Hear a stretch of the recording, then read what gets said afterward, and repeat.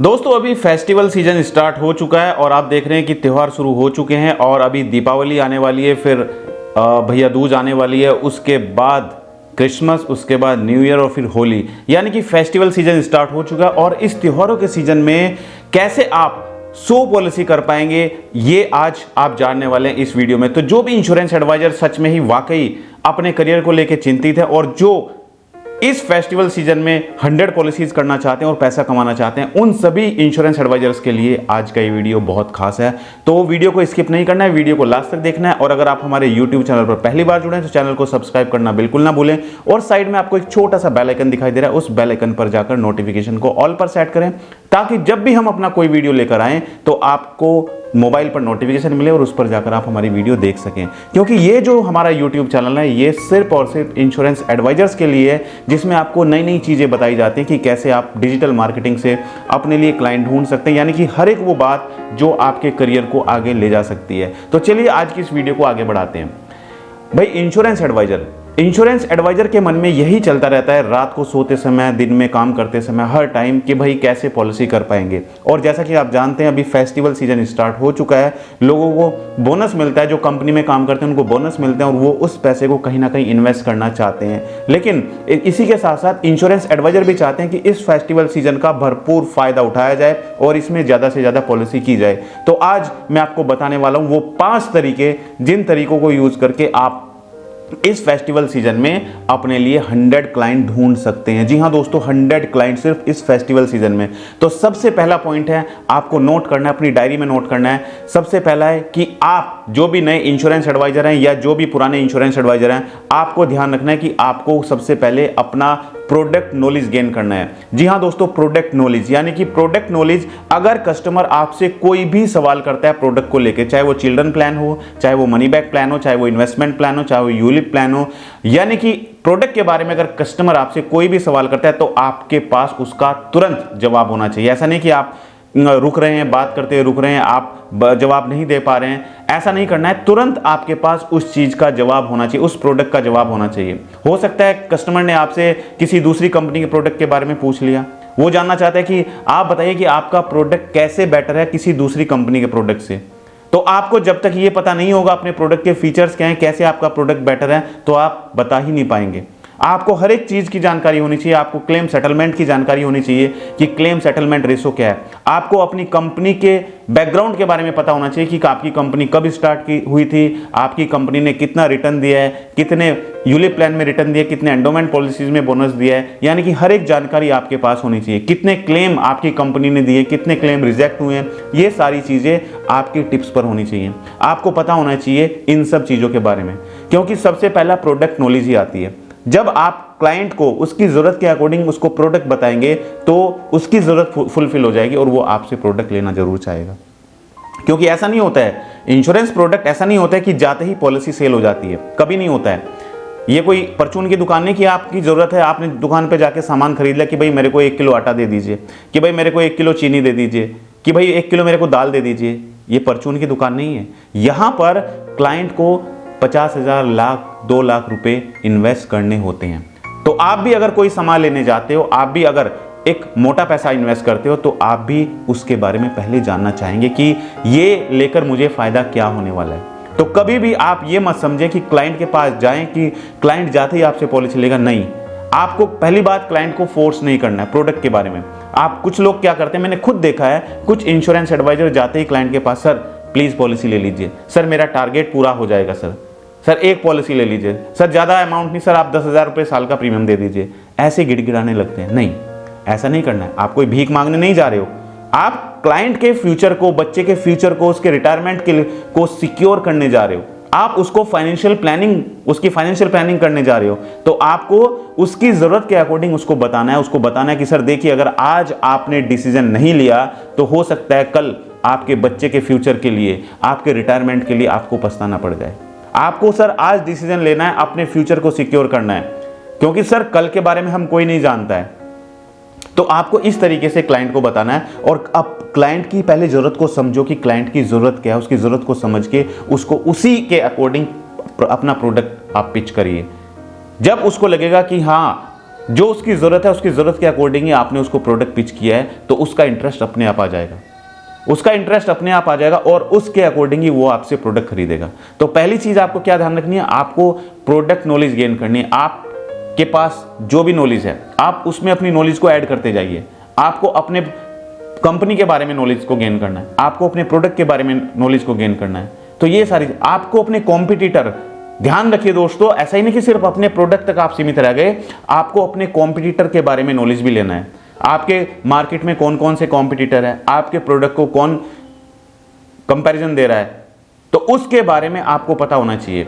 किसी private insurance company से आपका कॉम्पिटिटर कोई प्राइवेट इंश्योरेंस कंपनी है, या आपका कॉम्पिटिटर कोई एक पब्लिक सेक्टर कंपनी है, या LIC ऑफ इंडिया है, तो आपको पहले समझना है कि आपके प्रोडक्ट को कौन मार्केट में कॉम्पिटिशन दे रहा है।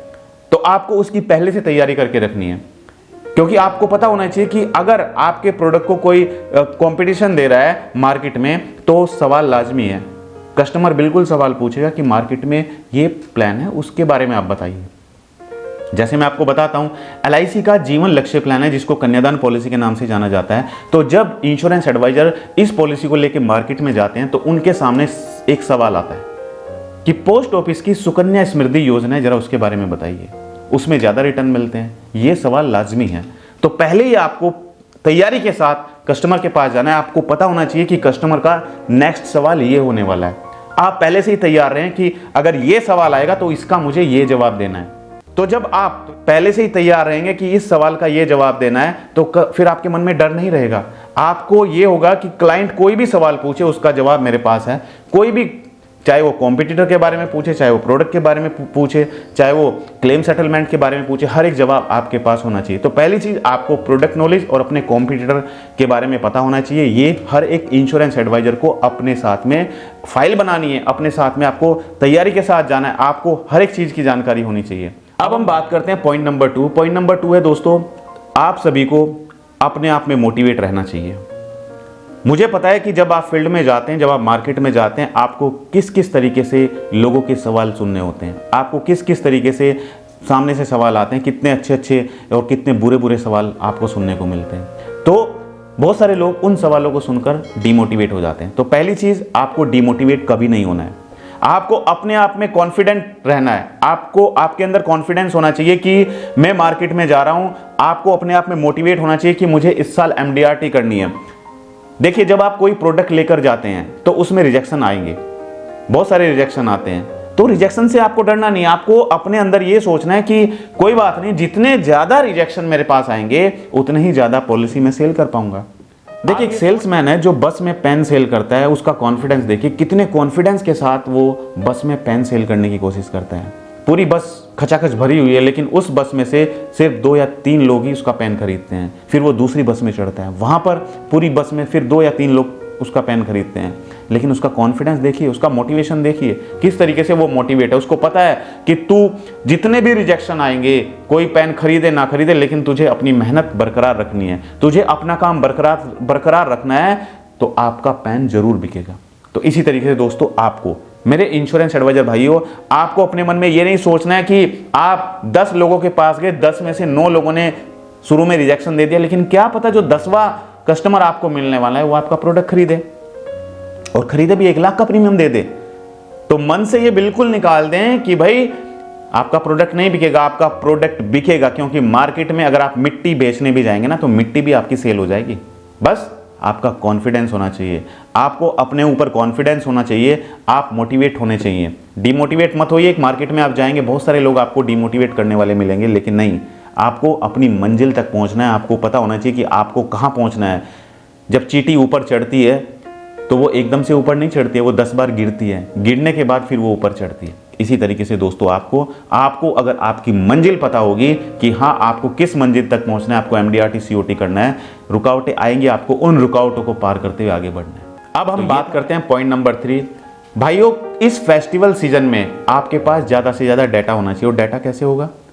सबसे बढ़िया तरीका है सर्विसिंग कैंप। आप मार्केट में सर्विसिंग कैंप लगाइए। आप कंपनी के बाहर अपनी कैनोपी लगा सकते हैं, आप स्कूल के बाहर कैनोपी लगा सकते हैं, आप स्कूल में प्रेजेंटेशन दे सकते हैं, आप कहीं अगर मार्केट में जाते हो वहाँ पे आप कैनोपी लगा सकते हैं, आप डोर टू डोर जा सकते हो। यानी कि जितना ज़्यादा डाटा आपके पास होगा, सर्विसिंग कैंप का फ़ायदा ये होता है कि सर्विसिंग कैंप पे लोग अपने आप आपके पास आते हैं। आप वहाँ पे लिख सकते हैं, अगर आपका एड्रेस चेंज कराना है तो आप हमसे कॉन्टैक्ट कर सकते हैं, आपको नॉमिनी चेंज कराना है तो आप हमसे कॉन्टैक्ट कर सकते हैं, आपको अपनी पॉलिसी ट्रांसफ़र करानी है तो आप हमसे कॉन्टैक्ट कर सकते हैं, आपको अगर कोई प्रॉब्लम चल रही है इंश्योरेंस कंपनी के साथ में तो आप हमसे अपनी प्रॉब्लम शेयर कर सकते हैं। इस तरीके से आपने सर्विसिंग कैंप लगाया तो वहाँ पे क्या होगा, वहाँ पे कस्टमर्स आपके पास आएंगे अपनी समस्या को लेकर।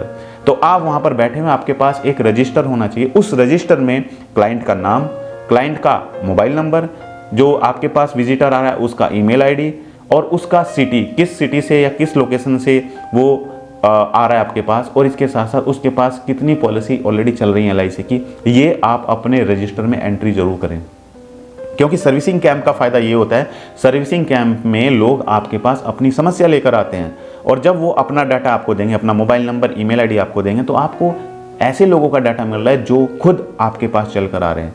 आप उनसे बाद में कांटेक्ट कर सकते हैं, आप उनको मोबाइल पे कांटेक्ट कर सकते हैं, आप उनकी ईमेल आईडी पे उनको मेल सेंड कर सकते हैं, उनको बल्क ईमेल सेंड कर सकते हैं, बल्क SMS सेंड कर सकते हैं। ये सारी चीज़ें अगर आप टाइम टू टाइम करेंगे तो यही तो रिलेशन होते हैं। अगर आप उनकी समस्या, उनकी जो प्रॉब्लम्स है उनको सॉर्ट आउट करेंगे तो वो आगे अगर उनको कोई भी इन्वेस्टमेंट करनी होगी या वो कोई भी रेफरेंस देना चाहेंगे, वो आप ही को रेफरेंस देंगे। क्यों किसी और को रेफरेंस देंगे? क्योंकि अगर उनके पास कोई होता एडवाइज़र तो उसी से वो अपनी प्रॉब्लम सॉर्ट आउट करा लेते हैं। तो ऐसा नहीं है, आपको सर्विसिंग कैंप लगानी है और साथ साथ आपको एक अपने यहाँ पे रजिस्टर मेंटेन करना है जिसमें आपको क्लाइंट का डाटा इकट्ठा करना है। जो विजिटर आपके पास आ रहे हैं उनका डाटा इकट्ठा करना है, उनका नाम, मोबाइल नंबर, ईमेल आईडी, क्योंकि ये आपको आने वाले समय में बहुत काम आने वाला है। बल्क SMS कर सकते हो आप। एक साथ में आपने अगर 10,000 नंबर हैं, 10,000 मोबाइल पे तुरंत मैसेज चले जाएंगे।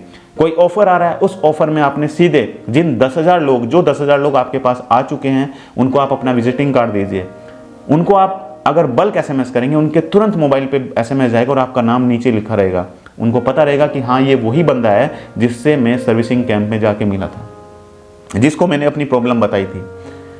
इसी के साथ साथ आप बल्क ईमेल कर सकते हो। आपके पास 10,000 ईमेल आईडी है, वो ईमेल आईडी, ऐसा नहीं कि आपने मार्केट से ईमेल आईडी खरीदी, नहीं, ऐसी ईमेल आईडी जो लोग, जो विजिटर खुद आपके सर्विसिंग कैंप पे आए, उनकी ईमेल आईडी आपके पास है। उनको आप अपने लैपटॉप में, अपने कंप्यूटर में, अपनी जो एक्सेल सीट मेंटेन कीजिए और बल्क SMS, बल्क ईमेल खरीद कर आप उनको बल्क ईमेल कर सकते हो। कोई नए ऑफर्स आते हैं, कोई फेस्टिवल सीजन में कोई नया ऑफर आ रहा है, रिवाइवल कैंपेन चल रहा है, तो इस तरीके से आप उनको ग्रीटिंग्स भेज सकते हो। तो अगर आप ये एक्टिविटी करेंगे तो ये सब एक्टिविटी क्या करेंगे, आपको फेस्टिवल सीजन में 100 पॉलिसीज देने का काम करेंगी। मैं आपको दावे के साथ कह सकता हूं कि आप अगर ये सारी एक्टिविटी करेंगे तो 100 पॉलिसी नहीं, 100 पॉलिसी से ज़्यादा भी आप इस फेस्टिवल सीजन में कर सकते हैं। और MDRT फिर देखिए कितना आसान हो जाएगा आपके लिए, क्योंकि अभी तक आपको लगता था कि MDRT करना बहुत मुश्किल है, लेकिन अगर आप ये एक्टिविटी करेंगे तो MDRT करना कोई मुश्किल काम नहीं होगा। क्योंकि मुश्किल इसलिए लगता है कि आप सही तरीके से एक्टिविटी नहीं करते हो। तो जो चीज़ें मैं आपको बता रहा हूँ, आप इन चीज़ों को फॉलो कीजिए और मेरे YouTube चैनल पर हर एक वो जानकारी दी हुई है जो आपके लिए फ़ायदेमंद हो सकती हैं, जो आपको MDRT करने में आपकी मदद कर सकती है। देखिए, मैं आपको सिर्फ रास्ता दिखा सकता हूँ, काम तो आपको ही करना पड़ेगा, मेहनत तो आपको ही करनी पड़ेगी। मैं सिर्फ आपको बता सकता हूं कि इस तरीके से आप अपना काम कर सकते हैं। अब मैं आपको बताता हूं पॉइंट नंबर 4, और ये है, कभी भी आप जब सर्विसिंग कैंप लगाते हैं तो आपको वहां पे क्या करना है, जो पोस्टर्स होते हैं ना, जैसे आपके प्रोडक्ट के पोस्टर्स आप प्रिंट कराते हो, तो वो अच्छी क्वालिटी के होने चाहिए। ऐसा नहीं कि आपने बहुत लो क्वालिटी में जो पोस्टर है वो प्रिंट कराया, ऐसा नहीं। अच्छी क्वालिटी के पोस्टर्स आपके पास होने चाहिए, उस पर पिक्चर लगी होनी चाहिए। जैसे आपने चिल्ड्रन प्लान बताया, चिल्ड्रन प्लान की फोटो, बच्चों की फोटो होनी चाहिए, उसमें प्रोडक्ट के फीचर्स होने चाहिए, उसमें ये भी कैलकुलेशन होनी चाहिए कि इतना पैसा आप पे करेंगे तो आपको इतना मिलेगा। ऐसा नहीं कि आपने पूरा वहाँ पे लिख दिया कि प्रोडक्ट के फीचर्स आपने लिख दिए कि एंट्री एज इतना है, एग्जिट एज इतना है, मैच्योरिटी टाइम इतना है, ये नहीं, उसको इससे मतलब नहीं है। उस पर आप कैलकुलेशन करिए कि अगर क्लाइंट ने इतना पैसा पे किया, उस पर आप 3 कैलकुलेशन बनाइए।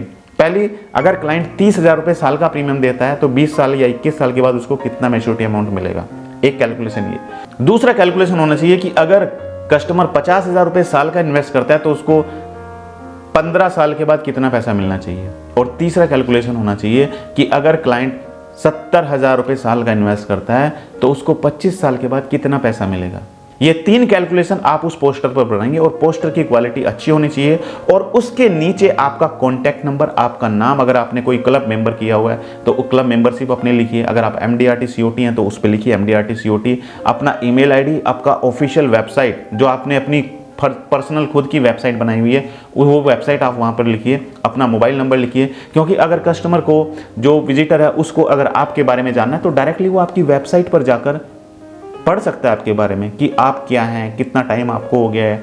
क्योंकि इंश्योरेंस पॉलिसी ऐसे कोई नहीं लेता है इंश्योरेंस पॉलिसी लेने से पहले, क्योंकि वो पैसा इन्वेस्ट कर रहा है, वो विश्वास वाले आदमी से पैसा पॉलिसी लेना चाहता है। तो आपको अपनी वेबसाइट बनाना बहुत ज़रूरी है। अगर आपको नहीं पता है कि कैसे वेबसाइट बनानी है तो आप लोगों के लिए मैंने अपना डिजिटल मार्केटिंग कोर्स लॉन्च किया है, जिसमें मैंने आपको ये सब चीज़ें बताई हुई कि कैसे आप अपनी खुद की वेबसाइट बना सकते हैं, कैसे आप गूगल पर एडवर्टाइजमेंट रन कर सकते हैं, यानी कि गूगल ऐड के द्वारा आप कैसे क्लाइंट ढूंढ सकते हैं, कैसे आप फेसबुक ऐड के द्वारा क्लाइंट ढूंढ सकते हैं, और कैसे आप अपने आप को एक ब्रांड बना सकते हैं यूट्यूब के द्वारा, यानी कि वीडियो मार्केटिंग के द्वारा कैसे आप अपने आप को एक ब्रांड बना सकते हैं। ये सारी चीज़ें मैंने अपने डिजिटल मार्केटिंग कोर्स में सिखाई हुई है आपको। तो अगर आप ज्वाइन करना चाहते हैं इस डिजिटल मार्केटिंग कोर्स को तो ये डिजिटल मार्केटिंग कोर्स का फीस 12,000 है, बट अभी हमारा फेस्टिवल ऑफर चल रहा है जिसमें आपको मात्र 3,999 पे करना है, जिसमें आपको ये सारी चीज़ें मिलेंगी। मैं आपको वीडियो भेजूंगा, उन वीडियो का लाइफ टाइम एक्सेस आपके पास रहेगा और आप वीडियो देखकर सब कुछ सीख सकते हैं कि कैसे आप ऑनलाइन मार्केटिंग कर सकते हैं। और दोस्तों पॉइंट नंबर 5 है मेरा फेवरेट, जो कि है वीडियो मार्केटिंग। जी हाँ दोस्तों, वीडियो मार्केटिंग, क्योंकि वीडियो मार्केटिंग में जो ताकत है वो किसी और दूसरे सोशल मीडिया में ताकत नहीं है। वीडियो मार्केटिंग के द्वारा आप अपनी बात एक टाइम में हजारों लोगों तक पहुंचा सकते हो। आपका कोई प्रोडक्ट लॉन्च हुआ है तो आप वीडियो मार्केटिंग के द्वारा वीडियो बनाकर वही प्रोडक्ट के बारे में आप अपनी प्रेजेंटेशन हजारों लोगों तक पहुंचा सकते हो। अब आप सोचिए जरा, आप फेस टू फेस लोगों से जाके मिलते हो, आपकी एनर्जी तो उतनी वेस्ट होती है। एक आदमी से आप मिले, आपने उसको पूरा प्रोडक्ट समझाया, पूरी पॉलिसी आपने समझाई उसको, लेकिन आपने अपना 100% दिया, लेकिन आपकी बात कितने लोगों तक पहुंची? सिर्फ एक लोगों तक, एक आदमी तक आपकी बात पहुंची। वहीं आप अगर किसी कंपनी में जाके 2-4 फ्रेंड बैठे हैं, प्रेजेंटेशन देते हो, आपकी एनर्जी उतनी ही वेस्ट हुई, लेकिन आपकी बात कितने लोगों तक पहुंच पाई? सिर्फ 2-4-5 लोगों तक पहुंच पाई। वहीं पर दोस्तों अगर आपने वीडियो मार्केटिंग सीख ली, आपको पता है वीडियो मार्केटिंग, अगर आपने वीडियो बनाया और वीडियो के द्वारा आप अपनी बात एक ही समय में हजारों लोगों तक पहुंचा सकते हो, तो देखिए आपकी एनर्जी उतनी ही वेस्ट हुई, लेकिन आपकी बात पहुंची हजारों लोगों तक। उन हजारों लोगों में से अगर 50 लोग भी आपकी पॉलिसी खरीद लेते हैं तो आप सोचिए जरा, आपका आउटपुट क्या निकल के आ रहा है, आपकी मेहनत कितनी लग रही है और आपका आउटपुट कितना निकल कर आ रहा है। तो मैं आप लोगों को हमेशा यही कहता हूं कि भाई वीडियो मार्केटिंग का आप सहारा लीजिए। जिन लोगों ने यूट्यूब चैनल नहीं बनाया है वो यूट्यूब चैनल बनाइए, जो लोग फेसबुक पे एक्टिव नहीं है वो फेसबुक पे एक्टिव हुई है, जो लोग गूगल पर एक्टिव नहीं है गूगल ऐड आप रन करिए। ये सारी चीज़ें आपके लिए बहुत फ़ायदेमंद हो सकते हैं, क्योंकि आज ज़माना है डिजिटल मार्केटिंग का, और अगर आपको डिजिटल मार्केटिंग नहीं आती है तो आपकी मेहनत बहुत लगेगी, आपकी एक्टिविटी आप जो कर रहे हो उसका आउटपुट उतना नहीं आएगा जितना आना चाहिए। तो आपको आउटपुट लाने के लिए ऑनलाइन मार्केटिंग सीखना बहुत ज़रूरी है, क्योंकि सोशल मीडिया में वो ताकत है। सोशल मीडिया आपको एक ब्रांड बना सकती है। आप अगर मुंबई में रहते हो, आप चाहते हो कि मुंबई के लोग जाने कि मिस्टर XYZ कौन है जो इंश्योरेंस में काम करते हैं, तो सिर्फ सोशल मीडिया के द्वारा। अगर आप दिल्ली में रहते हो और आप चाहते हो कि मिस्टर त्यागी हैं, मिस्टर त्यागी जो इंश्योरेंस कंपनी में काम करते हैं, उन्हीं से पॉलिसी लेनी है, तो किससे? सिर्फ सोशल मीडिया से। अब आप मेरी वीडियो देखते हो, मैं आके तो आपसे नहीं मिला हूँ, लेकिन सोशल मीडिया के द्वारा मेरी बात हजारों लोगों तक पहुंचती है, लाखों लोग मेरी वीडियो देखते हैं। कैसे? सिर्फ सोशल मीडिया के द्वारा, सिर्फ यूट्यूब मार्केटिंग के द्वारा। तो आप भी सीखिए, आप भी ब्रांड बन सकते हो। सीखने की कोई उम्र नहीं होती है। अगर आप में जुनून है, आप में जज्बा है सीखने का, तो आप हर एक चीज सीख सकते हो और उसका रिजल्ट आप समझ सकते हो कितना रिजल्ट आएगा। MDRT COT TOT जो करते हैं वो कैसे करते हैं? सोशल मीडिया के द्वारा उनके पास कस्टमर्स आते हैं। आप भी सीखिए सोशल मीडिया के द्वारा कैसे आपके पास कस्टमर्स आएंगे। मैं आपको सिर्फ रास्ता दिखा सकता हूं, मेहनत तो आपको करनी पड़ेगी। रिजल्ट तभी आएगा जब आप मेहनत करेंगे।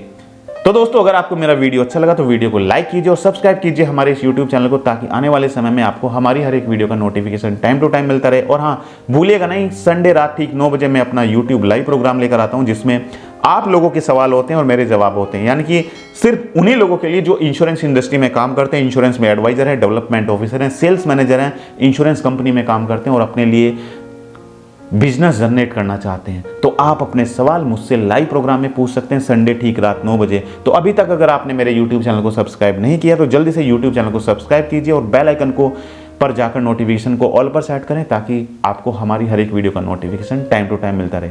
तो थैंक यू सो मच, बहुत बहुत धन्यवाद आप सभी का हमारी इस वीडियो से जुड़ने के लिए।